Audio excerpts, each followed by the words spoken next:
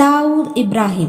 ഈ പേര് കേൾക്കുമ്പോൾ ഓർമ്മ വരുന്നത് അധോലോകത്തിൻ്റെയും ഭീകരതയുടെയും കഥകളാണ്.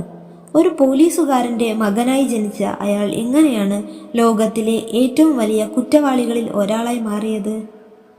1955 ഡിസംബർ 26 ഡോങ്ക്രി എന്ന സ്ഥലത്ത് ഇബ്രാഹിം കസ്കറുടെ മകനായി ദാവൂദ് ഇബ്രാഹിം ജനിച്ചു. ഇബ്രാഹിം കസ്കർ ബോംബെ പോലീസിലെ ഹെഡ് കോൺസ്റ്റബിൾ ആയിരുന്നു. ദാവൂദ് ചെറുപ്പത്തിൽ തന്നെ പഠനത്തിൽ പിന്നോട്ടു പോവുകയും ചെറിയ മോഷണങ്ങളിലും കുറ്റകൃത്യങ്ങളിലും ഏർപ്പെടുകയും ചെയ്തു. തൻ്റെ പിതാവിൻ്റെ ജോലി പോലും അയാളെ നേർവഴിക്ക് നടത്താൻ സഹായിച്ചില്ല. ദാവൂദ് ആദ്യമായി കുറ്റകൃത്യങ്ങളുടെ ലോകത്തേക്ക് കാലെടുത്തു വെക്കുന്നത് ഒരു കൂട്ടം ഗുണ്ടകളുമായി ചേർന്ന് കള്ളക്കടത്ത് തുടങ്ങിക്കൊണ്ടാണ്. പിന്നീട് കള്ളക്കടത്തുകാരനായ ഹാജി മസ്താനുമായി ദാവൂദ് ബന്ധം സ്ഥാപിക്കുന്നു.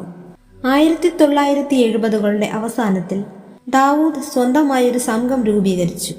അങ്ങനെയാണ് ഡി കമ്പനി എന്ന അധോലോക സാമ്രാജ്യം രൂപം കൊള്ളുന്നത്.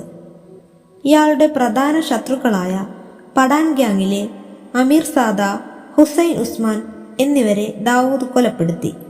തുടർന്ന് മുംബൈ നഗരം ദാവൂദ് ഇബ്രാഹിമിൻ്റെ കൈകളിലായി. ഹഫ്ത പിരിവ്, കള്ളക്കടത്ത്, ലഹരിമരുന്ന് വ്യാപാരം എന്നിവയെല്ലാം ഡി കമ്പനിയുടെ കീഴിലായി. 1981 ദാവൂദിൻ്റെ സഹോദരനായ സബീർ ഇബ്രാഹിം എതിർ സംഘത്താൽ കൊല്ലപ്പെട്ടു. ഈ കൊലപാതകത്തോടെ ദാവൂദ് കൂടുതൽ ക്രൂരനും പ്രതിഹാരദാഹിയുമായി മാറി.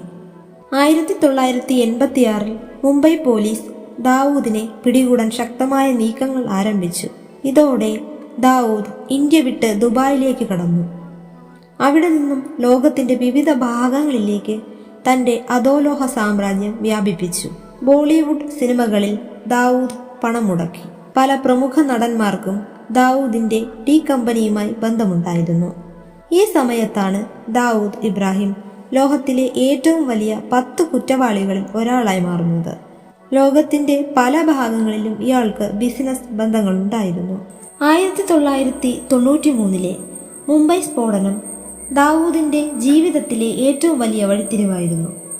1992 ബാബറി മസ്ജിദ് തകർത്തതിന് പ്രതികാരമായാണ് ഈ സ്ഫോടനങ്ങൾ ദാവൂദും ഡി കമ്പനിയും ആസൂത്രണം ചെയ്തതെന്ന് അന്വേഷണ ഏജൻസികൾ കണ്ടെത്തി.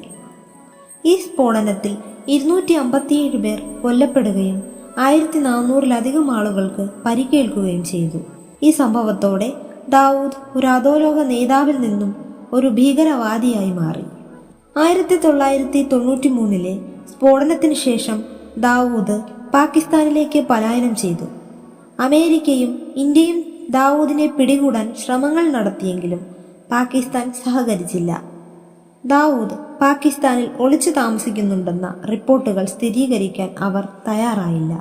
അധോലോകത്തിൻ്റെ രാജാവായി വളർന്ന് പിന്നീട് ഒരു ഭീകരവാദിയായി മാറിയ ദാവൂദ് ഇബ്രാഹിം ഇപ്പോഴും ലോകത്തിന് ഒരു ചോദ്യചിഹ്നമായി തുടരുന്നു. നിങ്ങളുടെ അഭിപ്രായങ്ങൾ കമൻറ്റ് ബോക്സിൽ രേഖപ്പെടുത്തുക. ഇത്തരം വീഡിയോസ് നിങ്ങൾക്ക് ഇഷ്ടമാണെങ്കിൽ മറക്കാതെ ചാനൽ സബ്സ്ക്രൈബ് ചെയ്യുക.